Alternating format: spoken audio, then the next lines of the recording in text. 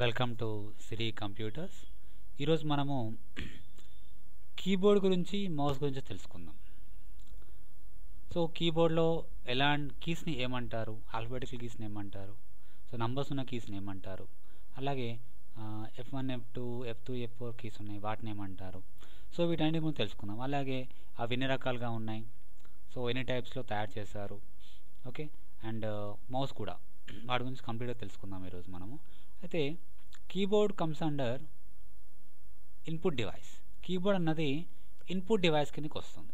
కీబోర్డ్లో మనకి వచ్చేసి చూడండి, keyboard comes under input device. ఇక్కడ మనకి A to Z alphabetical keys అంటారు. ABCD ఇవన్నీ ఉన్నాయి కదా, ASDF. సో ఇవన్నీ కూడా ఆల్ఫాబెటికల్ కీస్ అని అంటారు. 0 to 9 న్యూమరికల్ కీస్, ఇవన్నీ కూడా numerical keys. Up arrow, down arrow, left arrow, right arrow directional keys. Delete, insert, okay, home, end, page up, page down ఇవన్నీ ఎడిట్ కీస్ అంటాం. Okay, print screen and scroll, lock, pause, break ఇవి కూడా edit keys కిందకి వస్తాయి. F1 to F12 functional keys. F1 to F12 functional keys. Escape, tab, caps lock, shift, control, alt, space bar, enter special keys. Alphabetical keys, numerical keys, directional keys, edit keys, functional keys, special keys. Escape, tab, caps lock, shift, control, alt, space bar, enter. So ఇక్కడ మనకు A to Z 26 alphabets ఉంటాయి. ఈ 26 alphabets use చేసి మనం ఈ పేరు రాయొచ్చా, రాసుకోవచ్చు. So పేర్లే కాదు, ఏవైనా రాసుకోవచ్చు. ఇట్స్ ఇన్ఫినిటీ, అంతం లేదు. అమెరికా రాయొచ్చు, ఇండియా రాయొచ్చు, పాకిస్తాన్ రాయొచ్చు, జర్మన్ రాయొచ్చు, జపాన్ రాయొచ్చు, రామ్ రాయొచ్చు, రహీం రాయొచ్చు, రాబర్ట్ రాయొచ్చు. అలాగే సెంటెన్సెస్ రాసుకోవచ్చు, ఇంకెంతని రాసుకోవచ్చు. దానికి అంతం లేదు, ఇన్ఫినిటీ. అంటే అంతం లేదు కాబట్టి దాని ఇన్ఫినిటీ అంటున్నాం మనం. యూజింగ్ 26 ఆల్ఫాబెట్స్ యూజ్ చేసి మనం ఎంతైనా రాసుకోవచ్చు అనమాట. సో కాబట్టి దీన్ని 26 సరిపోతాయి కాబట్టి వీటిని ఏమంటాం మనం, ఆల్ఫాబెటికల్ కీస్ అంటాం. ఎంత రాయాలనుకున్నా ఈ 26 ఆల్ఫాబెట్ చాలు. తర్వాత 0 to 9 న్యూమరికల్ కీస్. ఈ 0 to 9 వేస్తూ నంబర్స్ మనం ఎంతవరకు వేసుకోవచ్చు, 10, 20, 30, 40, 1000, 10,000, లాక్, కరోడ్ ఎంతైనా వేసుకోవచ్చు. దీనికి కూడా అంతం లేదు కాబట్టి ఇన్ఫినిటీ. ఇది కూడా up arrow, down arrow, left arrow, right arrow directional keys. Screen పైకి వెళ్ళాలంటే అప్ యారో, కిందికి రావాలంటే డౌన్ యారో, ఓకే, రైట్ వెళ్ళాలంటే రైట్ యారో, లెఫ్ట్ వెళ్ళాలంటే లెఫ్ట్ యారో. సో స్క్రీన్ మొత్తం తిరగాలన్నా కానీ కూడా దీస్ 4 కీస్ ఆర్ ఇనఫ్. అలాగే ఎడిట్ కీస్ అనుకుంటాం. మాడిఫై చేయాలనుకోండి, ఓకే, ఒక అక్షరం తప్పు రాశారు మీరు, దాన్ని డిలీట్ చేయాలి, ఆ ప్లేస్లో ఇంకో అక్షరాన్ని పెట్టాలి. లేదా పేజ్ ఎండ్ అయిపోవాలి, ఒక ఫైల్ ఓపెన్ చేశారు, ఆ ఫైల్లో లాస్ట్ పేజ్కి వెళ్ళాలనుకోండి, సో ఎండ్. హోమ్ అంటే ముందు page, page up, page down, చాలా పేజెస్ ఉన్నాయి, ముందు పేజ్కి వెళ్ళాలి, రెండో పేజ్కి రావాలి, తర్వాత మళ్ళీ పై పేజ్కి వెళ్ళాలి. ఇలా పేజ్ అప్, పేజ్ డౌన్ అంటే పైకి కిందికి ఉపయోగిస్తాం. పైకి కిందికి వెళ్ళాలనుకుంటే పేజ్కి page up, page up, page up, లేదా page down, page down, page down కీస్ని యూజ్ చేసుకోవచ్చు. ఇక్కడ మనకు ప్రింట్ స్క్రీన్ అని ఉంటుంది. ప్రింట్ స్క్రీన్ ఏంటంటే, ప్రింట్ స్క్రీన్ ఏంటి అంటే నథింగ్ బట్ మనకు ఏదైనా ఇప్పుడు స్క్రీన్ షాట్ కావాలనుకోండి, యాజ్ దిస్ ఫోటో ఇమేజ్ కావాలి మనకి. ఇది అంటే మనం ప్రింట్ స్క్రీన్ కొట్టేసి MS పెయింట్లోకి వెళ్ళి దాన్ని పేస్ట్ చేసుకోవచ్చు. యాజ్ ఇట్ ఈస్ బొమ్మ కనిపిస్తుంది మనకి. దాన్ని మాడిఫై చేసుకొని మనం ఎక్కడ పేస్ట్ చేయాలంటే ప్రాజెక్ట్ వర్క్లలో పేస్ట్ చేసుకోవచ్చు. సో స్క్రీన్ని యాజ్ ఇస్గా స్క్రీన్ షాట్ పెట్టుకోవాలి. దాన్ని ఒకవేళ స్క్రీన్ షాట్ తీసుకున్నా కదా మాడిఫై చేసుకుని MS పెయింట్లోకి వెళ్ళి మాడిఫై చేసుకోవచ్చు, ఫోటోషాప్ చేసుకోవచ్చు, చాలా ఉంటాయి. So as it is screen కావాలంటే దాన్ని స్క్రీన్ షాట్ అంటాం. అనే ప్రింట్ స్క్రీన్ పెట్టుకోవచ్చు. స్క్రోల్ లాక్, మనకు స్క్రోలింగ్ ఉంటుంది, పేజీలు పైకి కిందికి వెళ్ళాలంటే స్క్రాల్ అని ఉంటుంది. ఆ స్క్రోల్ అన్నది ఇక్కడ మనకు నమ్ లాక్, న్యూమరికల్ లాక్ ఉంటుంది, స్క్రోల్ లాక్ ఉంటుంది, క్యాప్స్ లాక్ ఉంటుంది. సో నమ్ లాక్ ఆన్లో ఉన్నప్పుడే న్యూమరికల్ కీప్యాడ్ పనిచేస్తుంది. స్క్రోల్ లాక్ ఉంటుంది ఇక్కడ, ఓకే, అది ఆన్లో ఉన్నప్పుడే స్క్రోలింగ్ పైకి కిందికి వెళ్ళడానికి అనుకూలంగా ఉంటుంది. తర్వాత ఇక్కడ క్యాప్స్ లాక్ అని ఉంటుంది, ఇది అక్కడ ఆన్లో ఉన్నప్పుడే మనకు క్యాపిటల్స్గా పనిచేస్తాయి. చూడడానికి అన్ని క్యాపిటల్స్గా ఉన్నప్పటికీ కూడా మనం టైప్ చేస్తున్నప్పుడు ఏవి ఆల్ఫాబెట్స్ క్యాపిటల్గా పనిచేయవు. మనం క్యాప్ లాక్ ఆన్ చేసినప్పుడే ఇవి క్యాప్టర్స్గా పనిచేస్తాయి. ఇక్కడ పాజ్ బ్రేక్ అని ఉంది, స్క్రీన్ అక్కడే ఆపేయాలి అనుకోండి, పాజ్ చేసుకోవచ్చు. ఓకే, సో మళ్ళీ ఒకసారి ఎంటర్ కానీ కొడితే అది కంటిన్యూ అయిపోతుంది మీకు. ఇక్కడ F1 to F12 functional keys ఉన్నాయి.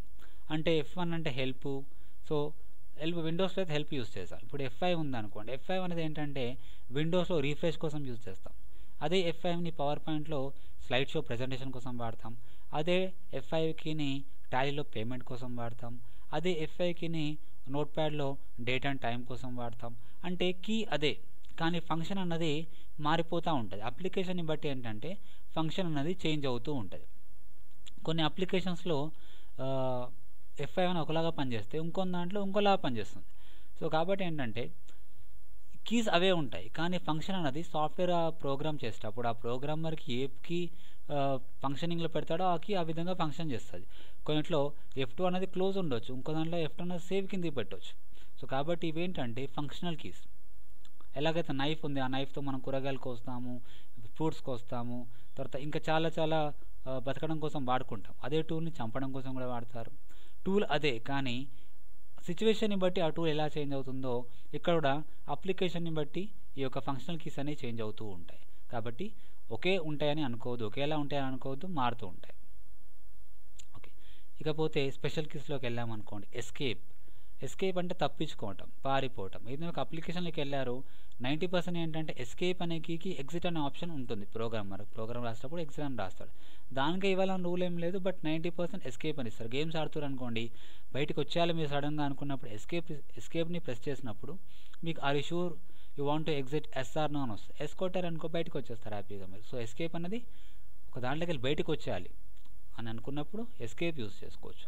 సో 90% ఛాన్సెస్ ఉంటాయి, 10% దానికి ప్రోగ్రామ్ ఇవ్వచ్చు, లేదా దానికైనా ఫంక్షన్ ఇవ్వచ్చు. ఇకపోతే ట్యాబ్ అన్నది 0.5 ఇంచెస్ డిఫాల్ట్ సైజ్. అంటే మనకు పారాగ్రాఫ్ రాసేటప్పుడు ఖచ్చితంగా పారాగ్రాఫ్లో స్పేస్ ఇస్తాం మనం. ఆ స్పేస్ అన్నది మనకు ఎగ్జాక్ట్లీ రావాలనుకున్నప్పుడు ఈ స్పేస్ బార్ యూజ్ చేయకుండా ట్యాబ్ క్లిక్ చేశారనుకోండి, ఎగ్జాక్ట్లీగా 0.5 ఇంచెస్కి మనకు స్పేస్ అన్నది జనరేట్ అవుతుంది. రైట్, తర్వాత క్యాప్స్ లాక్ చూసారా, ఆల్రెడీ మనం చెప్పుకున్నాం దీని గురించి. క్యాప్ లాక్ అనేది ఆన్ చేసి ఉన్నప్పుడే ఇక్కడ క్యాప్టర్స్గా పనిచేస్తుంది.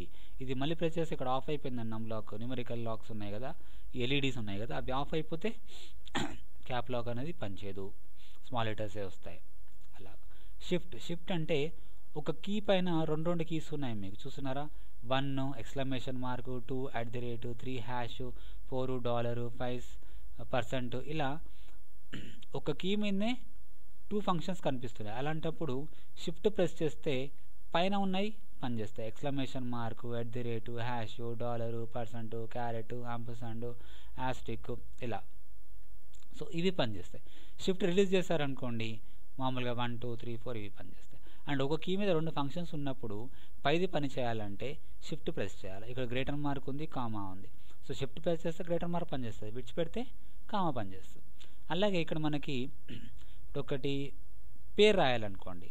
ఓకే, సో పేరు రాయాలనుకున్నప్పుడు ఇండియా రాయాలంటే ఐ ఒకటే క్యాపిటల్ మనకి. అలాంటప్పుడు షిఫ్ట్ పట్టుకొని షిఫ్ట్ ప్రెస్ చేసి ఐ నొక్కాలి. తర్వాత మిగతా NDI అని కామన్గా రాసేసుకోవచ్చు మీరు. అలా కాకుండా ఒక అక్షరం కోసం క్యాప్ లాక్ ఆన్ చేసి మళ్ళీ ఐ ప్రెస్ చేసి మళ్ళీ క్యాప్ లాక్ ఆఫ్ చేసి మిగతా అక్షరం కొట్టడం కంటే కూడా ఒకటే అక్షరం ఉంది క్యాపిటల్ పెట్టాల్సింది అనుకున్నప్పుడు షిఫ్ట్ని ప్రెస్ చేస్తూ ఏ ఫింగర్ అయితే ప్రెస్ చేయాలో ఆ ఫింగర్ తోటి స్పెసిఫిక్గా ఐ ప్రెస్ చేస్తే సరిపోతుంది. అంటే ఐ అనే కాదు, మీరు ఏది క్యాపిటల్ పెట్టాలంటే అక్షరం ప్రెస్ చేస్తే సరిపోతుంది. సో ఇకపోతే కంట్రోల్ ఎలా ఉంటుందంటే ఈ కీ ప్రెస్ చేస్తూ ఇంకో కీ ప్రెస్ చేస్తే ఫంక్షన్ జరుగుతుంది దీనికి. Ctrl+Z అంటే అండు. ఓకే, అదే MS DOSలోకి వెళ్ళి Ctrl+Z కొట్టామనుకోండి ఫైల్ సేవ్ అవుతుంది. ఓకే, అదే మన విండోస్లో మిగతా అప్లికేషన్లో ఏమవుతుంది, Ctrl+Z కొడితే అండు అవుతుంది. అంటే అండు అంటే చేసింది ఒక స్టెప్ వెనక్కి రావాలంటే డూ అంటే చెయ్యి, అండు అంటే చేయకండి. సో ఒక స్టెప్ వెనక్కి రావాలంటే అండు అనుకుంటాం.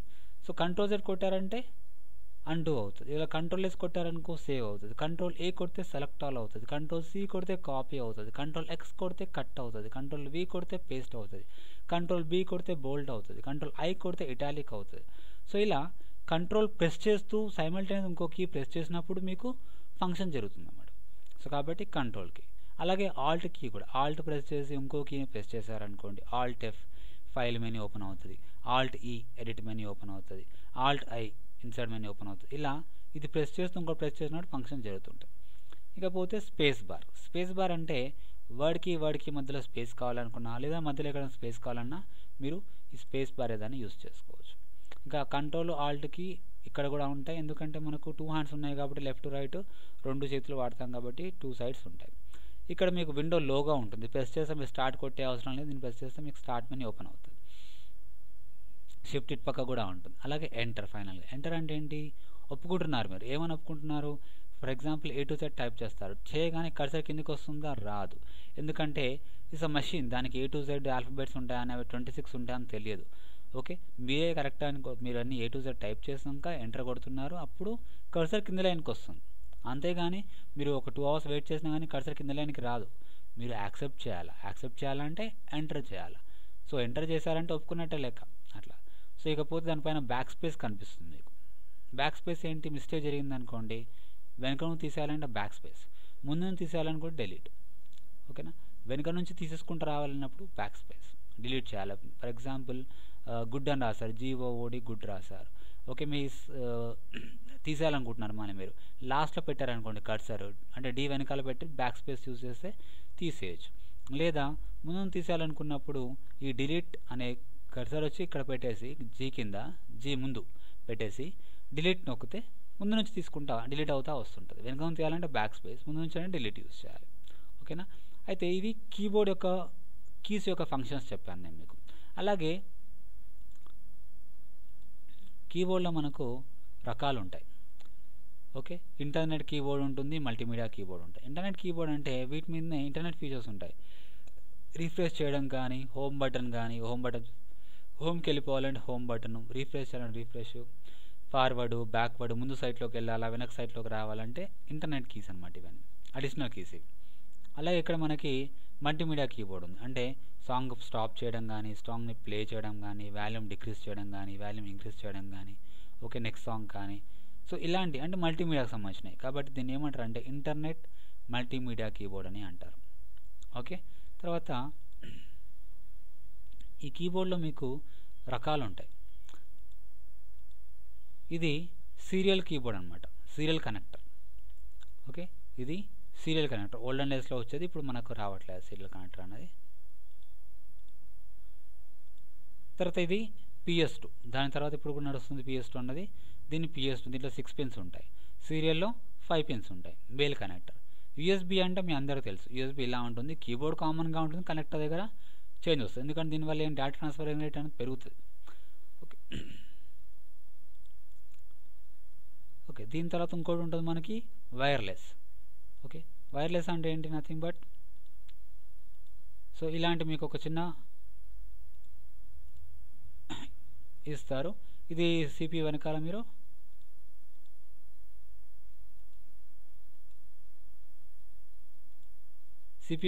దీన్ని అటాచ్ చేస్తే సరిపోతుంది. తర్వాత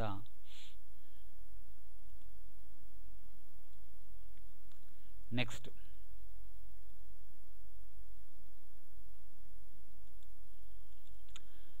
ఏంటంటే